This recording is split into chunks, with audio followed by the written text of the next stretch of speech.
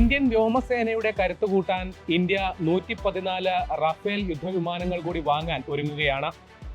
3.25 ലക്ഷം കോടി ചെലവ് വരുന്ന ഈ പദ്ധതി ഇന്ത്യൻ പ്രതിരോധ കരാറുകളിൽ ഏറ്റവും വലുതാണ്. ഫ്രഞ്ച് പ്രസിഡന്റ് ഇമ്മാനുവൽ മാക്രോൺ അടുത്ത മാസം ഇന്ത്യ സന്ദർശിക്കുന്നുണ്ട്. ഈ സമയത്ത് ഇത് സംബന്ധിച്ചുള്ള ഔദ്യോഗിക കരാർ ഉണ്ടാകും എന്നുള്ളതാണ് അറിയാൻ സാധിക്കുന്നത്. ഡിഫൻസ് പ്രൊക്യൂർമെന്റ് ബോർഡ് ജനുവരി 16 പദ്ധതിക്ക് അനുമതി നൽകിയത്. ഡിഫൻസ് അക്വിസിഷൻ കൗൺസിലിന്റെ പരിഗണനയിലുള്ള പദ്ധതി cabinet committee on security final clearance നൽകുന്നതോടെ യാഥാർത്ഥ്യമാകും. റഫേൽ യുദ്ധവിമാനങ്ങൾ 4.5 തലമുറയിലെ യുദ്ധവിമാനങ്ങളാണ്.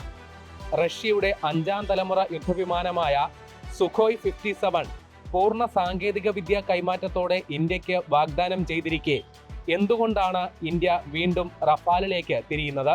2010 ഫ്രാൻസുമായി ഉണ്ടാക്കിയ കരാറിന്റെ അടിസ്ഥാനത്തിൽ ഇന്ത്യക്ക് നിലവിൽ 36 റഫേൽ യുദ്ധവിമാനങ്ങൾ സ്വന്തമായുണ്ട്. ഇതുകൂടാതെ ഇന്ത്യയുടെ വിമാനവാഹിനി കപ്പലായ INS വിക്രാന്തിൽ ഉപയോഗിക്കുന്നതിന് വേണ്ടിയിട്ട് ഇന്ത്യൻ നേവിക്ക് വേണ്ടി 26 റഫേൽ വിമാനങ്ങൾ കൂടി നമ്മൾ ഓർഡർ നൽകിയിട്ടുണ്ട്.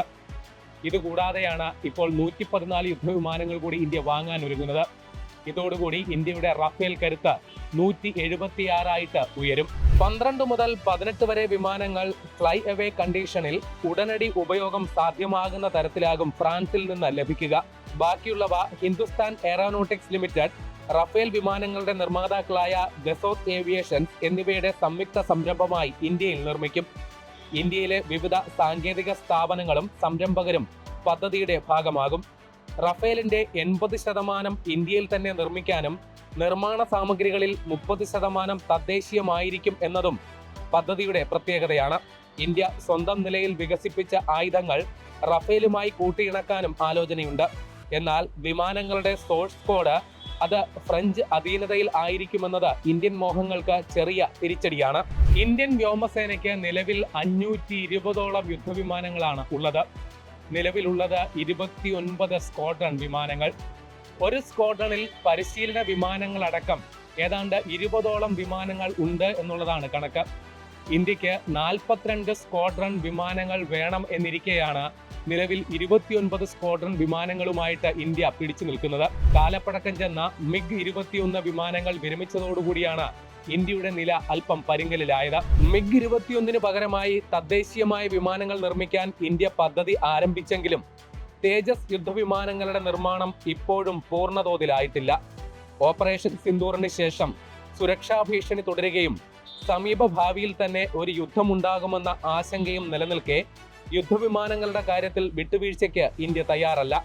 ഇക്കാരണത്താലാണ് അടിയന്തര പ്രാധാന്യത്തോടെ ഫ്രാൻസിൽ നിന്ന് റഫേലുകൾ എത്തിക്കാൻ നീക്കം നടക്കുന്നത്. ഇന്ത്യയുടെ വിശ്വസ്ത പങ്കാളിയായ റഷ്യ ഇന്ത്യക്ക് സുഖോയ് 57 എന്ന 5ാം തലമുറയിൽപ്പെട്ട യുദ്ധവിമാനങ്ങൾ വാഗ്ദാനം ചെയ്തെങ്കിലും ഇന്ത്യ ആ ഓഫർ മാറ്റിവെച്ച് റഫേൽ തിരഞ്ഞെടുക്കുന്നതിന് കൃത്യമായ കാരണമുണ്ട്. ഇന്ത്യയും റഷ്യയും സംയുക്തമായി 5ാം തലമുറ യുദ്ധവിമാനങ്ങൾ വികസിപ്പിക്കുന്നതിന് വേണ്ടിയിട്ട് 5th generation fighter aircraft project FGFA എന്ന് പറയുന്ന ഒരു പദ്ധതി പോലും ഉണ്ടായിരുന്നു. ഈ പദ്ധതിയിൽ നിന്ന് ഇന്ത്യ പിൻവാങ്ങുകയായിരുന്നു. അതിന് കൃത്യമായ കാരണവുമുണ്ട്. റഷ്യ അവകാശപ്പെടുന്ന സുഖോയ് 57 എന്ന് പറയുന്ന 5ാം തലമുറയിൽപ്പെട്ട യുദ്ധവിമാനത്തിന് 5ാം തലമുറ യുദ്ധവിമാനങ്ങളുടെ എല്ലാ സവിശേഷതകളും ഉണ്ടോ എന്നുള്ളതാണ് ഇന്ത്യയുടെ സംശയം.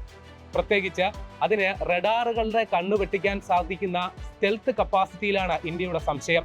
സുഖോയ് 57 അമേരിക്കയുടെ F-35മായി താരതമ്യം ചെയ്യുമ്പോൾ പൂർണ്ണ സ്റ്റെൽത്ത് കപ്പാസിറ്റി ഇല്ലെന്നാണ് ഇന്ത്യ വിലയിരുത്തിയത്.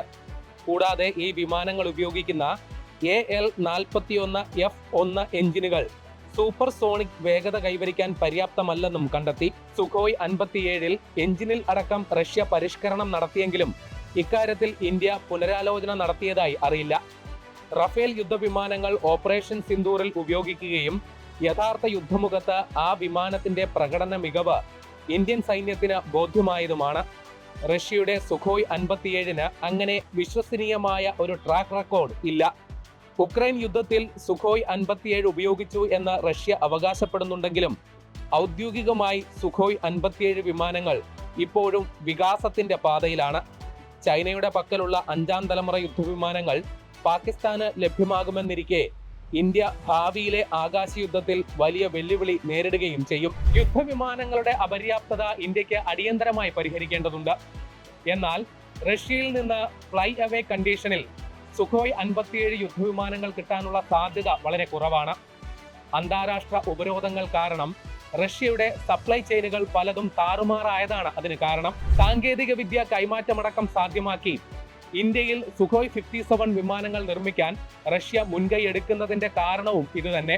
നിലവിൽ ഹിന്ദുസ്ഥാൻ എയറോനോട്ടിക്സ് ലിമിറ്റഡിന്റെ നാസിക്കിലെ പ്ലാന്റിൽ റഷ്യയുടെ സുഖോയ് 30 നാലാം തലമുറ യുദ്ധവിമാനങ്ങൾ നിർമ്മിക്കുന്നുണ്ട്.